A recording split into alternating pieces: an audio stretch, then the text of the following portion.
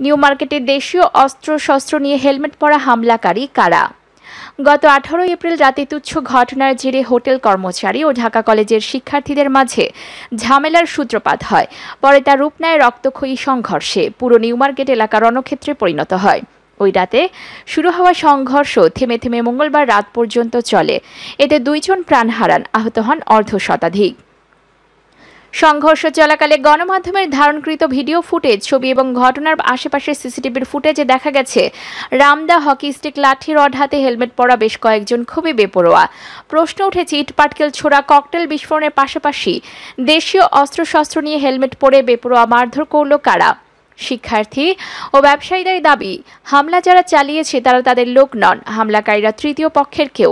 অ্যাম্বুলেন্সে হামলার ঘটনা তৃতীয় পক্ষের উপস্থিতি দাবি করে নিউ মার্কেটে ব্যবসায়ী নেতারা গতকাল সংবাদ সম্মেলনে বলেছে, সাংবাদিকদের উপর অ্যাম্বুলেন্সে হামলা কোনো ছাত্র বা ব্যবসায়ীরা করেনি, এখানে তৃতীয় পক্ষ থাকতে পারে।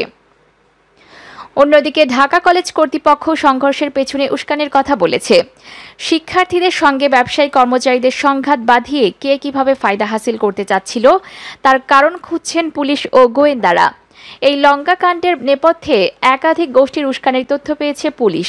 তাদের সম্পর্কে নিশ্চিত হতে সন্দেহভাজন অন্তত 10 দোকান কর্মচারী ও হকারদের জিজ্ঞাসাবাদ করা হয়েছে। ঢাকা কলেজের কয়েকটি ছাত্র সংগঠনের নেতাও আছেন পুলিশের সন্দেহের তালিকায়। পুলিশের এক শীর্ষ কর্মকর্তা জানিয়েছেন, মঙ্গলবার রাতে সংঘর্ষ ও ধাওয়া পাল্টা ধাওয়ার ঘটনা ছিল তাৎক্ষণিক।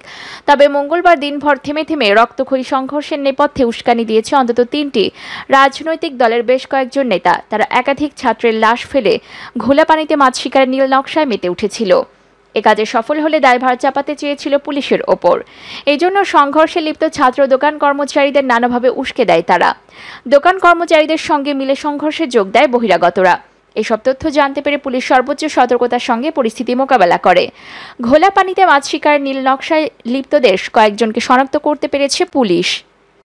মঙ্গলবার দুপুর 2টার দিকে ঢাকা কলেজ এলাকায় রামদা হাতে বেপরোয়া হেলমেটধারীকে ধরতেও মাঠে নেমেছে পুলিশের একটি দল। এছাড়া সিসি ক্যামেরার ফুটেজের মাধ্যমে ঢাকা কলেজের 3 ছাত্রকে চিহ্নিত করা হয়েছে, যারা সংঘর্ষের ঘটনায় বিশেষ ভূমিকা রেখেছে। সংশ্লিষ্ট সূত্রে চাঞ্চল্যকর সব তথ্য জানা গেছে। এদিকে বুধবার রাত 1টায় এই রিপোর্ট লেখা পর্যন্ত সার্বিক পরিস্থিতি নিয়ে সায়েন্স ল্যাবরেটরি এলাকায় আইনশৃঙ্খলা বাহিনী, ঢাকা কলেজের শিক্ষক, শিক্ষার্থী ও ব্যবসায়ীদের মধ্যে একটি বৈঠক চলছিল। এর আগে সকালে ব্যবসায়ীরা এবং রাতে শিক্ষার্থীদের পক্ষ থেকে 2টি পৃথক সংবাদ সম্মেলন করা হয়। ব্যবসায়ীরা সংঘর্ষের দায় তৃতীয় পক্ষকে চাপানোর ইঙ্গিত দেন। অন্যদিকে শিক্ষার্থীরা পুলিশের সংশ্লিষ্ট ডিসি, এডিসি, ওসিকে প্রত্যাহার সহ 10 দফা দাবি পেশ করেন। এছাড়া মঙ্গলবারের সংঘর্ষের ঘটনায় বুধবার রাতে নিউ মার্কেট থানায় একটি হত্যা মামলা দায়ের হয়েছে।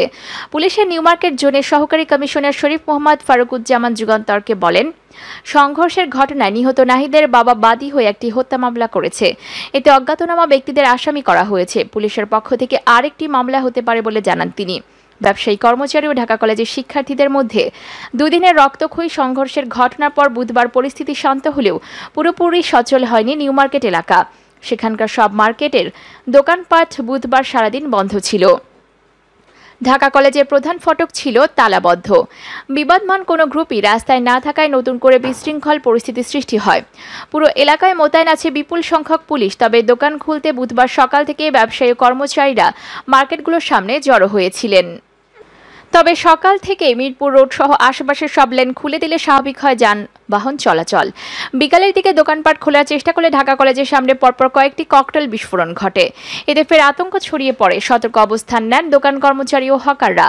কিছু সময়ের জন্য মিরপুর রোডে গাড়ি চলাচল বন্ধ রাখা হয়। পুলিশ, ব্যবসায়ী ও শিক্ষার্থীদের সঙ্গে কথা বলে এসব তথ্য জানা গেছে।